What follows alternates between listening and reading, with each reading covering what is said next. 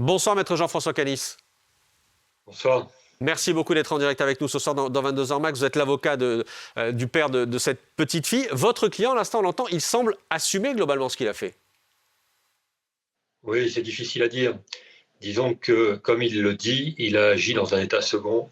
Ça faisait 24 heures qu'il était dans une angoisse profonde, dans une colère certaine. Il voyait sa femme complètement effondrée, une petite fille qui était relativement traumatisée par les faits. Et il avait le sentiment que la plainte qu'il avait déposée immédiatement après le drame n'était pas prise en compte, puisque aucune patrouille de police n'a été faite pendant les 24 heures qui ont suivi les faits. Et dans ce contexte-là, la colère, le fait de retrouver cet homme, il a complètement perdu la raison, il le reconnaît, il le regrette sans doute au fond de lui, et il a commis les faits qu'il regrette évidemment, mais que l'on peut peut-être expliquer, d'une part par l'inaction de la police pendant 24 heures, et d'autre part par le drame qui se jouait dans cette famille, qui n'ose plus aller chez elle. Ils ont quitté leur logement. Il avait un emploi, il l'a perdu parce qu'il reste auprès de sa femme. Ça a des conséquences terribles pour eux. Et puis ils ont une petite fille qui est traumatisée par les faits. Il regrette autre chose, votre client. Il dit, je ne comprends pas pourquoi on parle plus de ce que j'ai fait moi plutôt que de l'agression qui est le point de départ de cette affaire. Il a raison, il faut quand même rappeler que cet homme qui dit avoir 16 ans, parce qu'on a un doute sur l'âge exact de ce prétendu mineur, et je demanderai des recherches sur l'âge exact de cet homme, si cela est possible.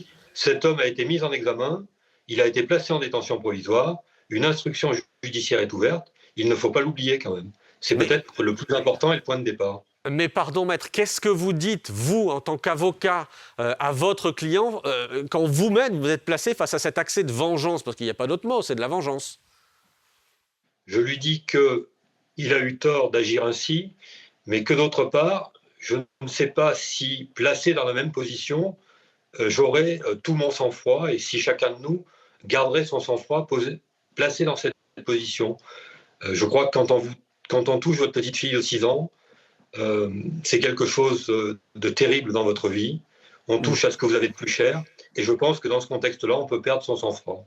Maître Canis, comment vous réagissez face à cette dénégation? Ce jeune homme dit, c'est pas moi. Je n'ai pas de réaction particulière à avoir. Je ne connais pas encore le dossier qui est à l'instruction. Je vais me constituer partie civile demain. Je dis simplement que ma cliente que j'ai rencontrée ce soir est tout à fait formelle sur le fait qu'elle l'a parfaitement reconnu sans l'ombre d'un doute. Elle me l'a affirmé à plusieurs reprises. Je suis troublé, maître, par vos mots, en disant, bon, je comprends la colère, etc. Enfin, je suis troublé, on le disait tout à l'heure avec Philippe Corbet, on est dans le désordre, on n'est plus dans l'ordre, on est dans le désordre. Il faut bien comprendre que les choses se passent très vite, contrairement à ce qui vient d'être dit. Mon client était rentré chez lui, il a un ami qui l'appelle en disant « Je crois que j'ai retrouvé l'homme qui a agressé ta fille ». Mon client sort, prend une photo, la montre à sa femme, et sa femme reconnaît l'homme, se met à crier, parce qu'elle est choquée par cette reconnaissance, et mon client, immédiatement derrière, se précipite vers cet homme. Ça dure 30 secondes, cette scène. Il n'y a pas le temps de la réflexion, il n'y a pas de guet-apens, il n'y a pas d'expédition punitive. C'est une réaction instinctive de quelques secondes. Et il est bien évident que je la condamne, que je la regrette, mais je dis aussi que c'est la réaction d'un père et qu'on peut comprendre cela. Je remercie en tout cas Maître Canis d'avoir été en direct avec nous.